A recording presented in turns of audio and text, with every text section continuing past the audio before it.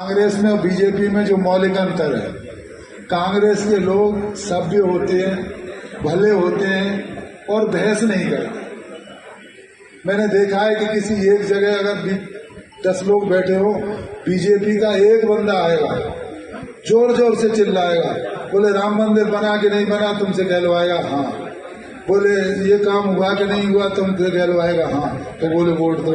और आप लोग बोलते नहीं। तो मेरा तो आप लोगों से निवेदन है, वो जब भी बहस करता है बीजेपी का कार्यकर्ता आपके गांव में, तब आप और जोर से बहस करने लगे कि जी बताओ राम मंदिर तो बन गया, सब चाहते थे, हम भी राम की पूजा करते हैं। आप तो जी बताओ मोदी ने 15 लाख देने की बात की थी कि नहीं की थी?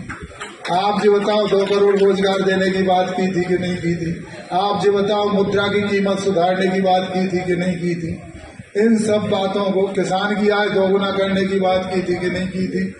अब वो बोल नहीं पाएंगे तो उनसे कहो पहले इनका जवाब दे, तुम्हें माँ बाप की कसम है, भगवान राम की कसम है, कहा कि नहीं कहा? तो झूठा कौन होगा? वो अपने आप वहां से चला जाएगा, बात नहीं करेगा। तो मेरा आप सबसे ये निवेदन है कि बहुत अग्रेसिव होके भाजपा के कार्यकर्ताओं का जितनी बोलती आप बंद कर दोगे, उतने ही आप सफल हो जाएंगे। क्योंकि कभी कभी वो भ्रामक प्रचार करते हैं, इस तरह का प्रचार करते हैं कि लोग उनकी बातों में आ जाते हैं और चुनाव वोट अपनी तरफ ले लेते हैं। अब सामने केवल मोदी है, भाजपा की भी बात नहीं करते, मोदी का प्रचार है।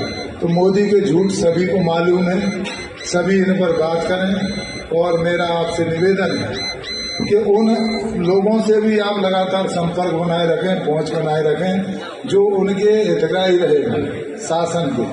वो सारी की सारी योजनाएं कभी न कभी कांग्रेस में चली थी। जैसे मकान देने की बात करते हैं वो, तो मकान पहले उस समय इंदिरा आवास योजना थी, चूंकि राशि बढ़ती गई, महंगाई बढ़ती गई तो राशि बढ़ती गई।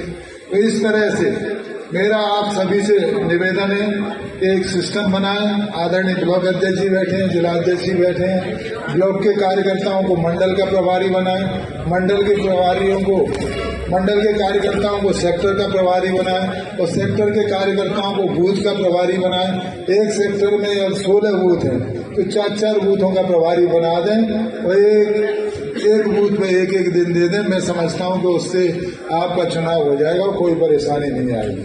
हमारा कार्यकर्ता बहुत मजबूत है, बहुत उत्साहित है और आप लोगों के सामने तो ऐसे प्रत्याशी जिनको पाकर के आप गौरवान्वित होंगे। पूरे प्रदेश के मुख्यमंत्री रहे हैं और उन्होंने उनके द्वारा किए हुए काम सभी का और जो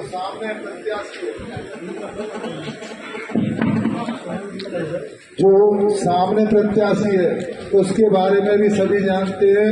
जग जाहिर है हम तक जानकारी पहुंच गई है तो उसके खिलाफ काफी आक्रोश, उस आक्रोश में हवा देना, उस आक्रोश को और आगे बढ़ाना, उसे बढ़ाने का काम आप कर लोगे, उतना ही आप सफलता पाओगे।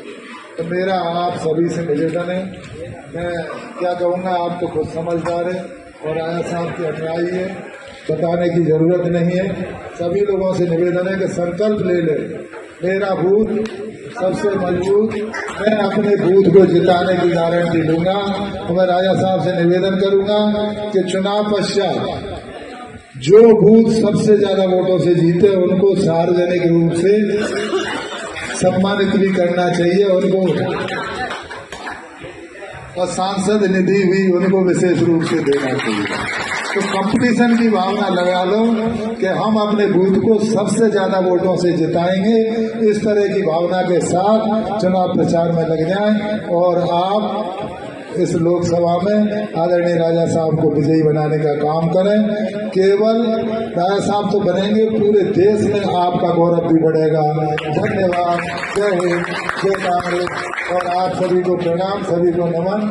मैं आपका रिश्तेदार भी हूँ, वैसे तो मैं देने बनाया हूँ, लेकिन आपसे वोट मांग रहा हूँ। वोट आप राजा साहब को देना सभी को।